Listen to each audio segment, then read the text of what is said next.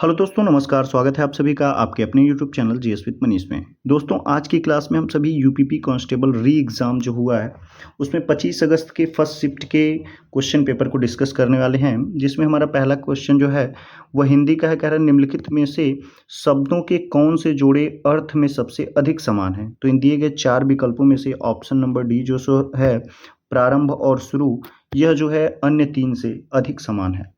दूसरा क्वेश्चन देखेंगे।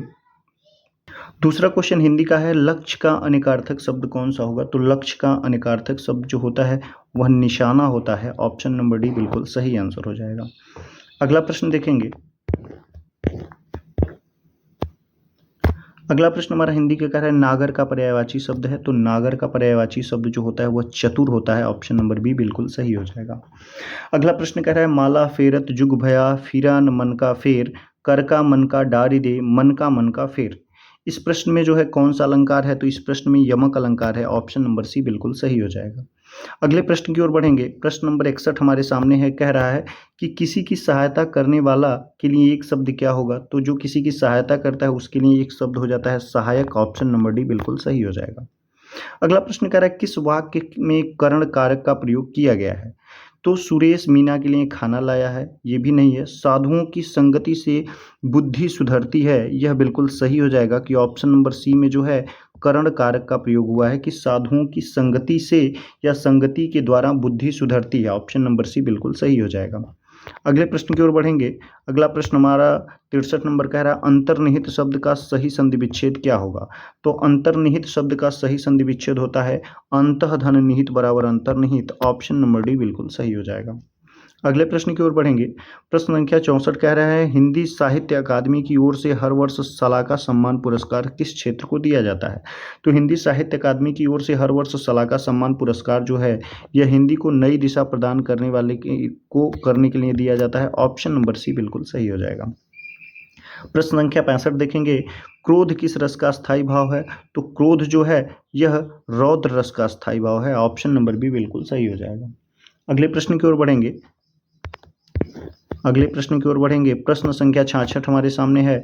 कह रहा है हिंदी में मैं का बहुवचन क्या है। हिंदी में मैं का बहुवचन है। तो हिंदी में मैं का बहुवचन हो जाता है हम। ऑप्शन नंबर डी बिल्कुल सही हो जाएगा।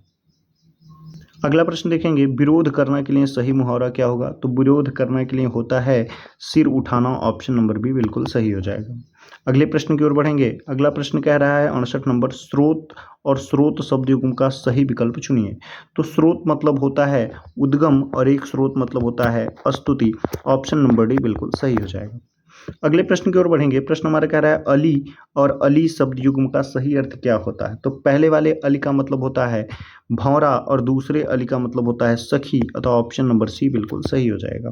प्रश्न संख्या 70 देखेंगे। पुस्तक पढ़ी जाती है में कौन सा वाच्य है। तो पुस्तक पढ़ी जाती है इसमें जो है कर्तृवाच्य हो जाएगा, क्योंकि इसमें पुस्तक जो है वह करता है, कर्ता ही प्रधान है, इसलिए कर्तृवाच्य हो जाएगा। अगले प्रश्न की ओर बढ़ेंगे। प्रश्न संख्या 71 कह रहा है कि निम्नलिखित में से कौन सा शब्द तत्सम नहीं है अर्थात तद्भव है। तो नग्न तत्सम है, क्षमा भी तत्सम है, नख भी जो है तत्सम है, नेह जो है यह तत्सम शब्द नहीं है। अर्थात ऑप्शन नंबर डी हमारा इस प्रश्न का बिल्कुल सही आंसर हो जाएगा। अगला प्रश्न कह रहा है रेखांकित खंड को प्रतिस्थापित करने के लिए उपयुक्त विकल्प का चयन कीजिए। महंत जी को आध्यात्म का अच्छा ज्ञान है। दरअसल यहाँ पे जो रेखांकित शब्द आध्यात्म है इसकी सही वर्तनी जो होती है वह अध्यात्म होती है, जिसमें हम देखेंगे कि ऑप्शन नंबर ए में अध्यात्म दिया हुआ है, यहाँ भी अध्यात्म दिया हुआ है, लेकिन कह रहा है महंत जी को अध्यात्म का अच्छा ज्ञान है। यहाँ कह रहा है महंत जी को अध्यात्म का अच्छा ध्यान है। यहाँ कह रहा है आध्यात्म है, यहाँ पे कह रहा है महंत जी को अध्यात्म का अच्छा ज्ञान है। तो हमारा ऑप्शन नंबर बी बिल्कुल सही हो जाएगा कि महंत जी को अध्यात्म का अच्छा ज्ञान है। अगला प्रश्न देखेंगे। प्रश्न संख्या 73 निम्नलिखित में शुद्ध वाक्य कौन है।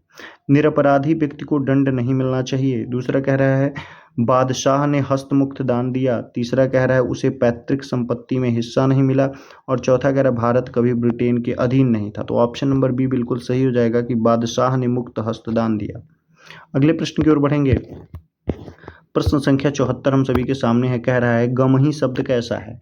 तो गमही जो शब्द है हम लोगों के सामने है यह एक प्रकार का तत्सम शब्द है। ऑप्शन नंबर डी बिल्कुल सही हो जाएगा।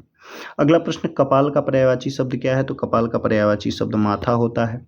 प्रश्न संख्या 76 कह रहा है जो शब्द संज्ञा की विशेषता बताते हैं उन्हें क्या कहते हैं? तो जो शब्द संज्ञा की विशेषता बताते हैं उन्हें हम विशेषण कहते हैं।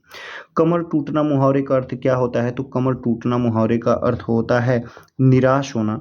निराश होना, ऑप्शन नंबर डी बिल्कुल सही हो जाएगा। ऐषणा का अर्थ क्या होता है? तो ऐषणा का अर्थ अभिलाषा होता है, ऑप्शन नंबर ए बिल्कुल सही होगा। और वैसे ही अगला क्वेश्चन है विद्वान का स्त्रीलिंग बताइए, तो विद्वान का स्त्रीलिंग विदुषी होता है, ऑप्शन नंबर ए बिल्कुल सही हो जाएगा। अगला प्रश्न देखेंगे, ओह बहुत कठिन समय आया, इसमें जो है रिक्त स्थान है, इसमें कौन सा विकल्प सटीक बैठेगा? तो ऑप्शन नंबर ए बिल्कुल सटीक बैठेगा, विस्मयाति बोधक चिन्ह। अगले प्रश्न की ओर बढ़ेंगे। अगला प्रश्न हमारे सामने है, अगला प्रश्न हमारे सामने कह रहा है 2020 का ज्ञानपीठ पुरस्कार किस रचना को दिया गया? तो 2020 का जो ज्ञानपीठ पुरस्कार है यह नीलमणि फूकन को दिया गया, रचनाकार को नीलमणि फूकन, ऑप्शन नंबर बी बिल्कुल सही हो जाएगा। अगला प्रश्न 82 नंबर कह रहा है चूड़ी अच्छी थी में कौन सी क्रिया है? तो चूड़ी अच्छी थी, इसमें जो क्रिया है वह योजक क्रिया हो जाएगी, ऑप्शन नंबर डी बिल्कुल सही हो जाएगा।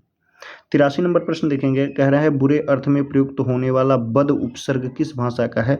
तो बद उपसर्ग जो है वह उर्दू फारसी का उपसर्ग है, ऑप्शन नंबर बी बिल्कुल सही हो जाएगा। अगले प्रश्न की ओर बढ़ेंगे। प्रश्न कह रहा है आत्मनिर्भर निबंध के रचनाकार कौन है? तो आत्मनिर्भर निबंध जो है इसके रचनाकार जो हो जाएंगे यह बालकृष्ण भट्ट हो जाएंगे, ऑप्शन नंबर ए बिल्कुल सही हो जाएगा। अगला प्रश्न देखेंगे, कह रहा है दिए गए विकल्पों में से कौन सा जोड़ा समश्रुत भिन्नार्थक नहीं है? समश्रुत भिन्नार्थक जो है वह नहीं है, तो देखेंगे कि सुनने में समश्रुत भिन्नार्थक नहीं है। अणु का अनु है, अंत का आरंभ है, अनिल का अनल है, उभय का अभय है, तो यहाँ पे ऑप्शन नंबर बी बिल्कुल सही हो जाएगा कि यह हमारा सही आंसर हो जाएगा। अगला प्रश्न देखेंगे।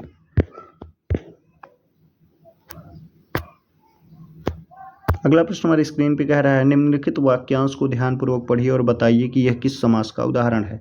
जल में समाधि अर्थात जल समाधि जो है यह तत्पुरुष समास का उदाहरण है, तत्पुरुष समास, ऑप्शन नंबर सी सही हो जाएगा। बोलने दो चीड़ को किसकी काव्य कृति है?